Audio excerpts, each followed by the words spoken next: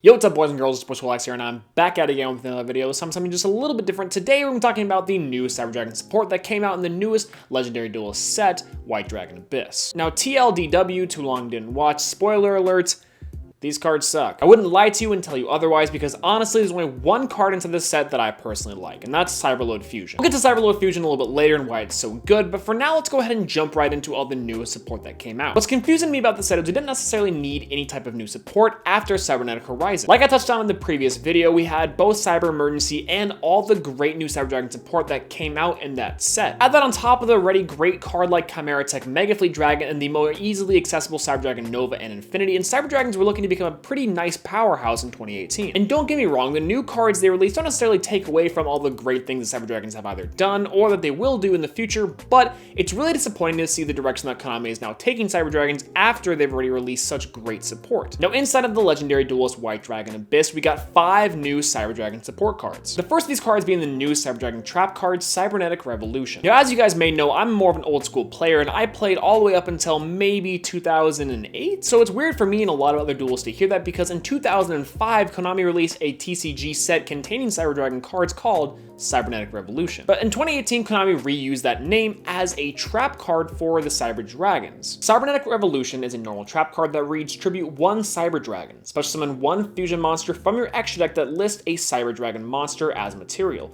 but it cannot attack directly and is destroyed during the end phase of the next turn. You can only activate 1 Cybernetic Revolution per turn. So this card could have easily been a spell card and been probably all right and a little bit faster, but the fact that it's a trap card, meaning you have to set it, activate it either on your opponent's turn or your next turn, automatically makes this card way too slow. In addition to that, you're summoning out a fusion monster from the extra deck, which I get what this set is trying to do is play on more of the nostalgia thing with the Cyber Dragon cards and their fusion monsters, but because it can't attack directly and you're probably going to be using this card as a defensive measure more than an offensive measure, does not necessarily make this card good. It does, however, make cards like Cyber End Dragon and Cyber Twin Dragon much easier to summon, being that you can use literally 1 Cyber Dragon monster on your side of the field. But because of the limitations of this card and the fact that this card is just so slow, for me personally makes this card not even worth running inside of a modern Cyber Dragon deck. If this card did say that the monster could attack directly, then I could see this card having some use inside of certain OTK builds. Imagine the scenario where you clear your opponent's board of all monsters and you have your Cyber Dragon monsters on the field still. All you need to do is after they're all done attacking, you can activate this card and then you can summon out another monster to finish off the life points with. That would actually be pretty alright, and I could see that getting some experimentation inside the deck. However, as it currently stands, the only 2 plus sides to it is that 1, it is searchable, and 2, it makes your fusion summons a little easier,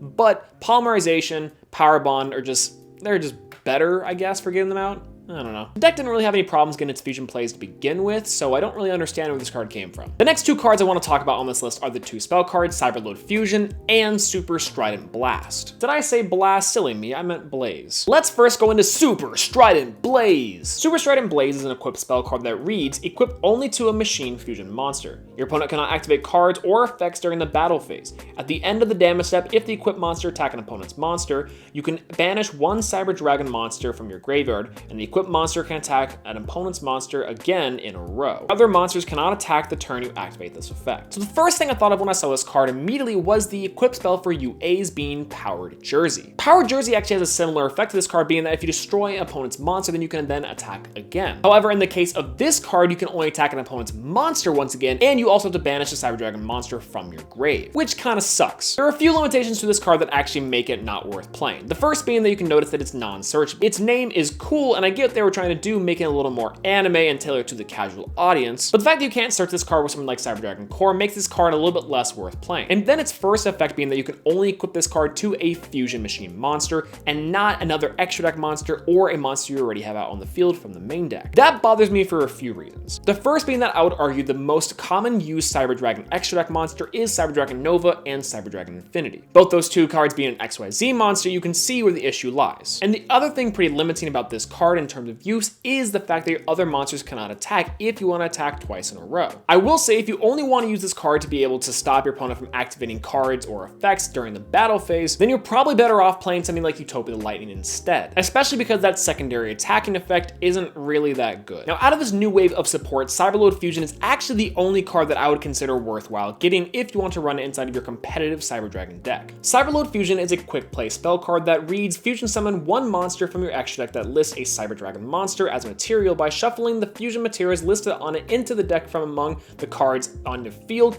and or your face of banished cards. Monsters you control cannot attack for the rest of this turn except that fusion monster, and you can only activate one Cyberload fusion per turn. Hey.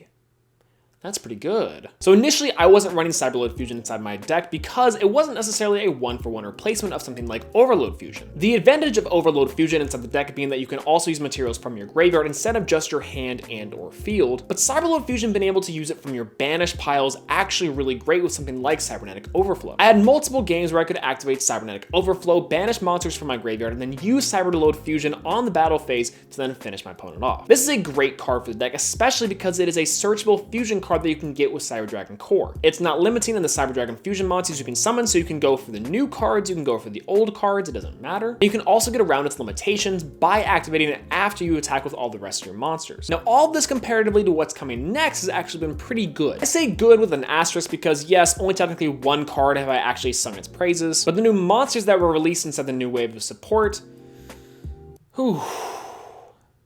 Dear God. So let's start off with the one that everyone was super hyped about, and that's the Power Bond Searcher Cyberpharos. Cyberpharos is a level 1 light machine effect monster that reads, you can special summon this card from your hand by tributing one machine monster. Already a red flag. Once per turn during your main phase, you can fusion summon one machine monster from your extra deck using monsters from your hand and or field as material. I get what they're trying to do here, but polymerization? When a fusion monster you control is destroyed by battle, you can banish this card from your graveyard and add one Power Bond from your deck to your hand. You can only use the effect of Cyberpharos once per turn. So let's break this down in a way that doesn't seem really aggravating. Its first effect being that you can special summon from your hand by tributing the monster is semi-problematic because the monster you're tributing on the field is probably better than this card. But I get what they're trying to do. This card is supposed to be more like a fusion beacon based off of its artwork, and you can technically use this card as fusion material in addition to cards in your hand. Let's say you normal summon this card, then you can use this card and a card in your hand as fusion material. You don't necessarily need polymerization. It's kind of a weird contact fusion, which I like the concept of. But the execution is somewhat weird considering that polymerization already uses cards on the field and in your hand, and chances are there's not a lot of scenarios where polymerization is necessarily going to be any worse than this card. For the one example I can see in my mind, that would be that you open up polymerization, a fusion material, and no other cards in your hand that can be used for fusion. But with Cyberpharos, let's say you special summon or normal summon this card, then you can use itself and the monster in hand as material, which is cool, and I think they should implement that effect onto more cards, especially Neospatian. But I think it was handled poorly inside of Cyberpharos just because the card isn't necessarily searchable. And yes, this card is a target for something like Machine Do, but why would you run this card at all when you can just max out on copies of Cyber Dragon Core and then use those extra slots you would use for Cyberpharos on better combo cards? And don't even get me started on its Power Bond effect. Power Bond is one of the most notoriously recognizable cards, being that it was used by Zane Truesdale inside of the GX anime. This card and Zane were both so cool, and Cyber Dragons were sick, and when you activated this card, it was just like, oh my god, the duel's over. And even when Cyrus Truesdale activated this card on his Roid monsters, it was still super hype because it's like, whoa, he's a super powerful monster now because all of his monsters are super weak.